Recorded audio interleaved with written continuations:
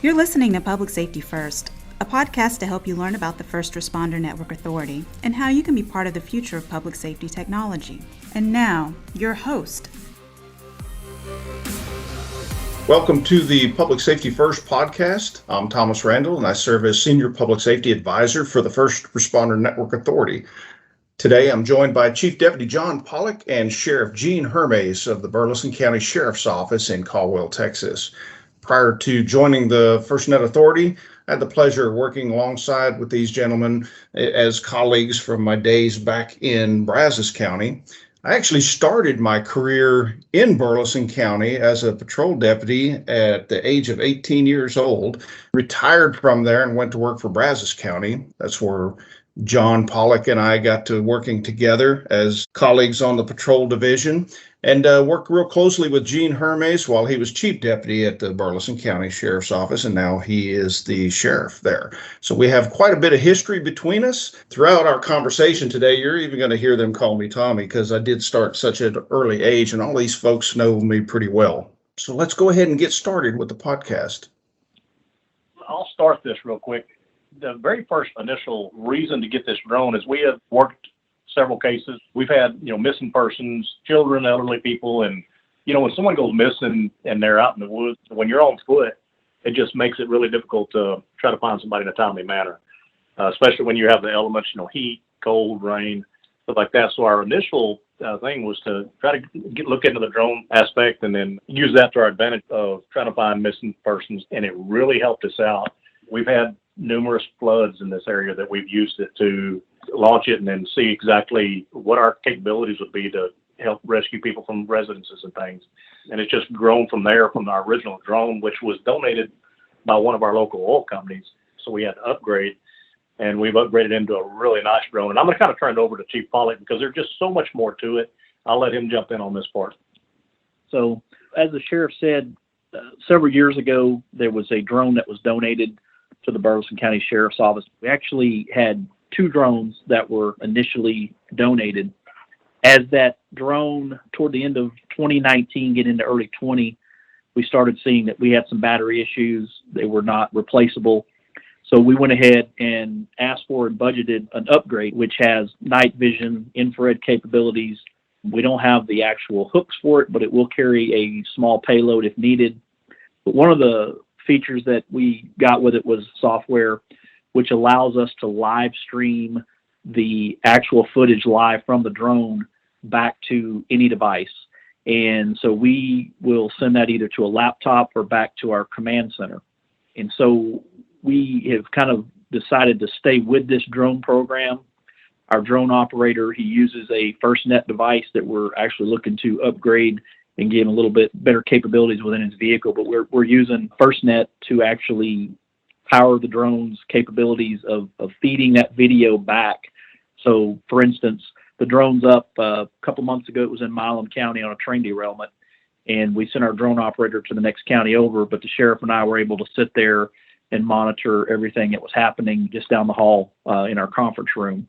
So the capabilities with this new drone, it stays up longer. Obviously, anytime you upgrade, of course, more money, but it means better capability. So we have enough battery capability to keep this drone up continuously as far as, bring it down, put a new battery in. By the time we cycle through the charging of the batteries, we can keep it up for an extended period of time.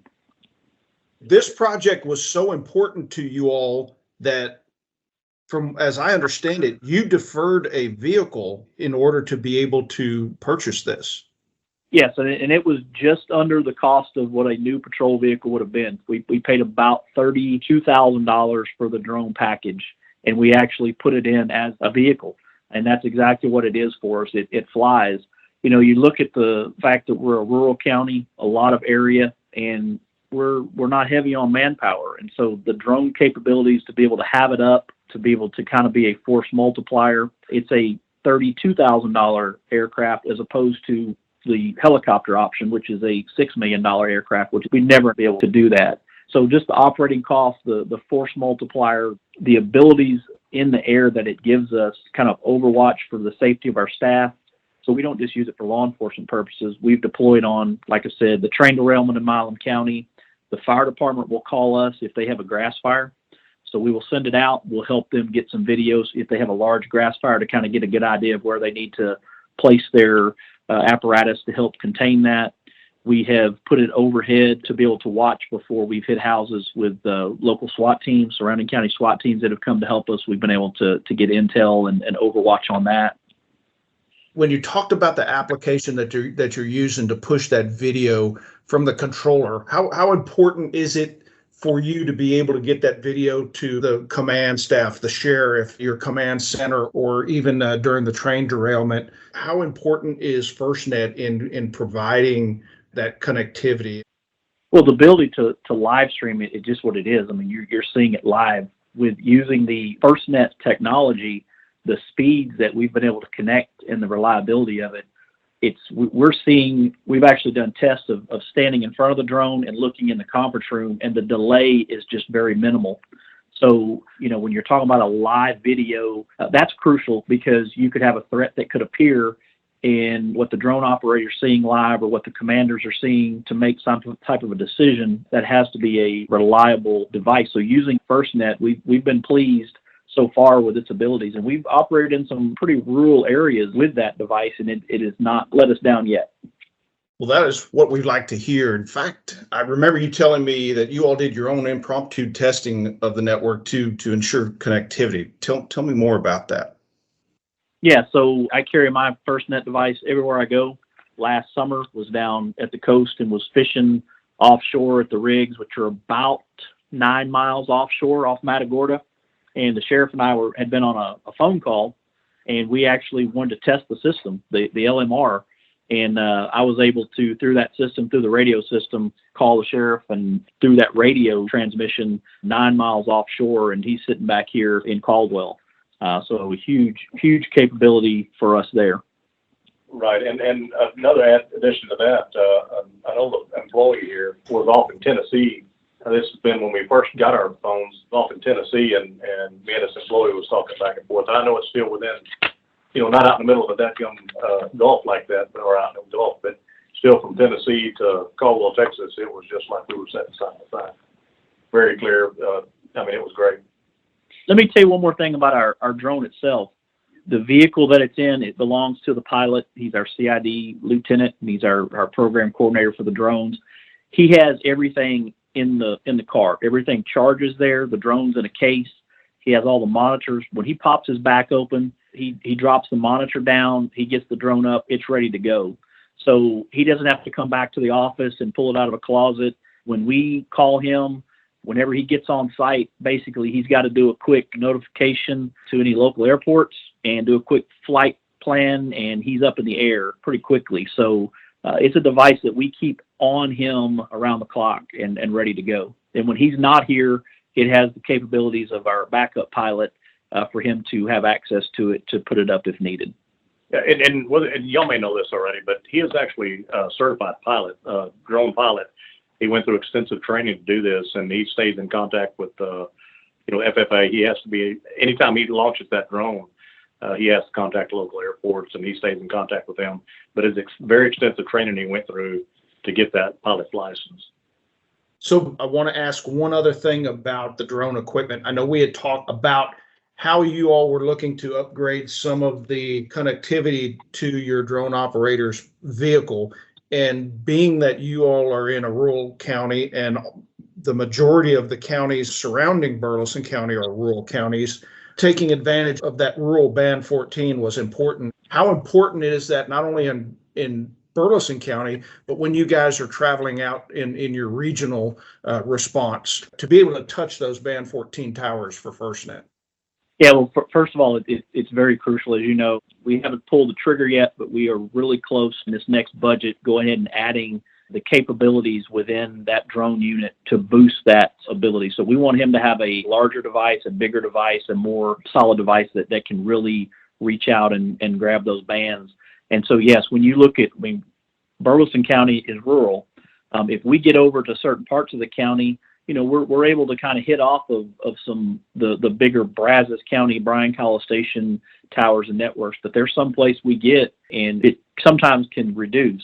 And so we've been contacted by Brazos County, Bryan PD a couple times because they know our capabilities. One of the things I didn't mention before, we've actually used the drone to attempt to locate heat signatures or bodies in the water. We've had a couple of drownings, and we've flown it over the water to see if we couldn't find, the individual floating or see something underneath the surface. But if we're called to Lee County, to Milan County, even Robertson County, we are getting into very rural areas, much like ours. And so having the ability to have something to grab that signal better, to be able to use it effectively and efficiently is key. Our drone operators, when they get on the scene, it's not just the sheriff and I that can log in. They can instantly give access to anybody. So if it's Sheriff Yezik in Robertson County and he's on scene and he's in command, they can immediately give him a quick login, and he can be up on any of his devices in his command center within just a couple of minutes, as well as us if we chose to be. So that's another huge, component that we can not just offer the service, but then we can offer their command staff the ability to monitor it. All right, so speaking of that, then let's go to the Milan County train derailment. Explain to us how you guys got involved and what was the purpose for the request up to Milan County, and what did you all use the drone for? So when the train derailment occurred, our lieutenant had received a phone call from the Milan County Sheriff's Office. They knew that we had that resource here, and so he deployed over there.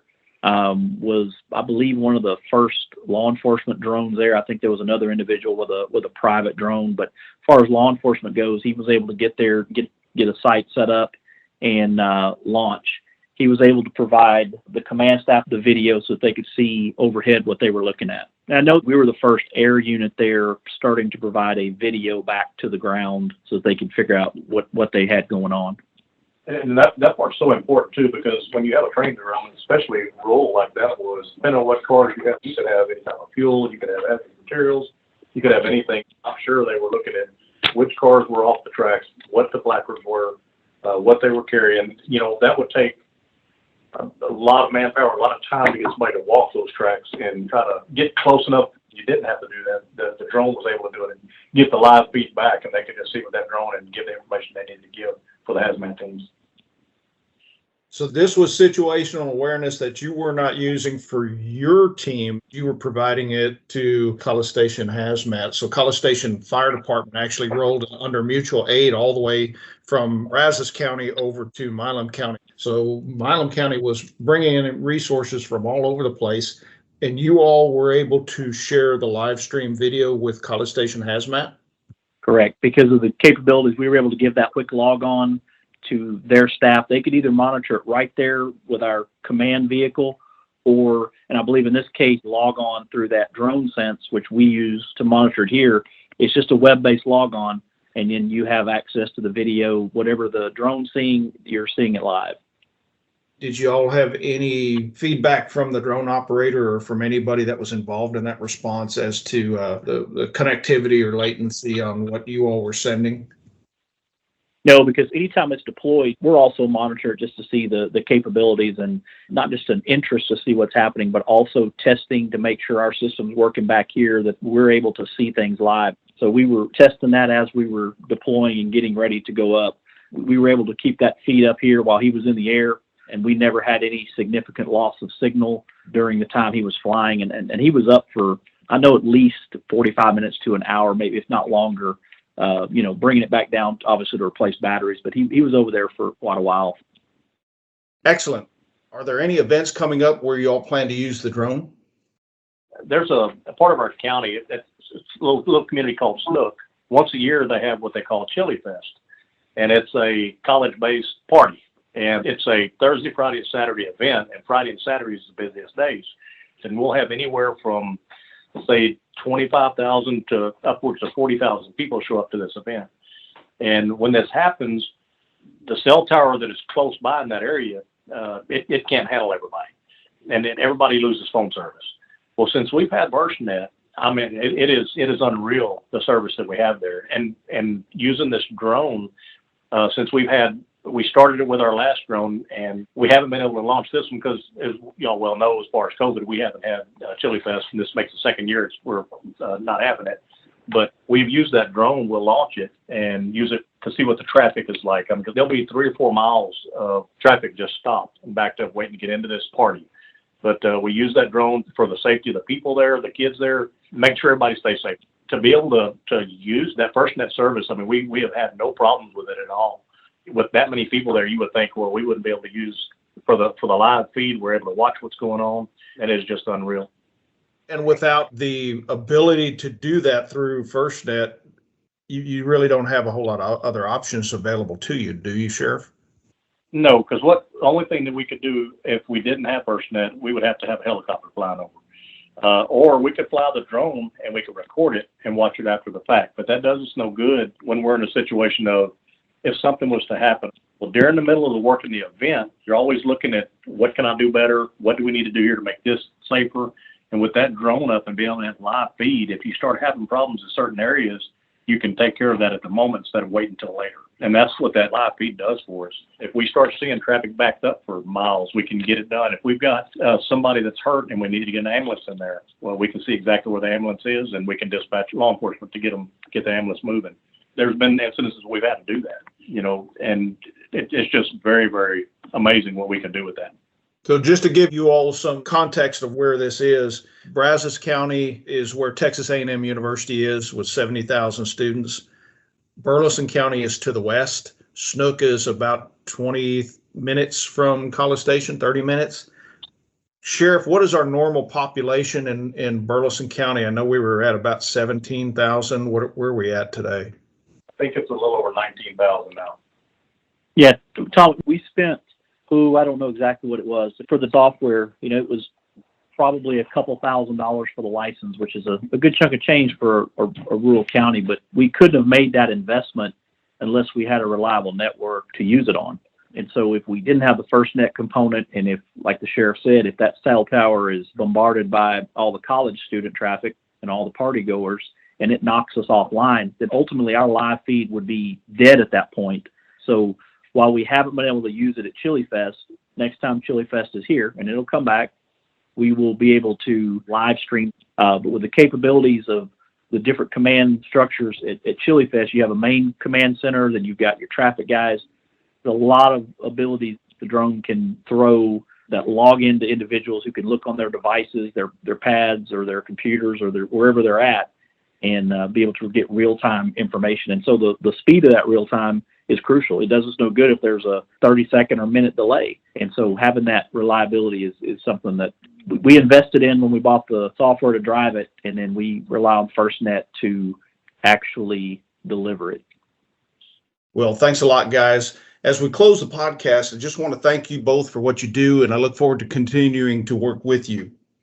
You're very welcome. Tommy, I've got to add this. When you first came over and we talked about this FirstNet service, I won't say I was skeptical, but I was like, okay, this is new. Is this too good to be true?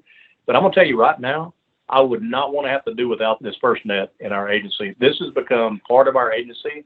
It is vital to our agency for our operations. And yeah, moving forward, we're not going to change. As far as I'm concerned, we want to keep moving forward with whatever technology there is, because we almost have gotten to where we can't operate without it.